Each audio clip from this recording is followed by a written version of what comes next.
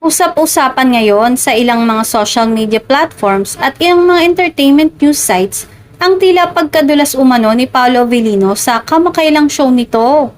Nabanggit kasi nito si Kim na asawa, ngunit dahil sa serye na pinagsamahan nila bilang mag-asawa sa linlang. Pero sa inang fans ay feel ng aktor at walang eme ang pagkakasabi nito na asawa nito ang aktres.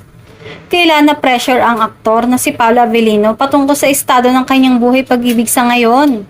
Hindi naman na ito katakataka pa dahil noon pa man ay pinanatili na ni Paolo ang pagiging private. Gayunpaman, naniniwala pa rin ang maraming mga netizen na action speaks louder than words, kung saan inilahad nilang halata naman na may namamagitan na sa dalawa dahil sa kanilang sweetness on and off cam. Ayon nga sa source ay exclusively dating nga ang tingin ngayon sa sitwasyon ni Kim at Paolo.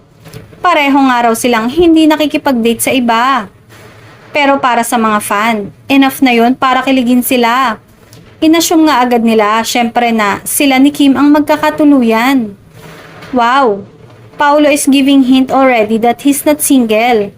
As Kim Pao fan, so proud of him for being honest.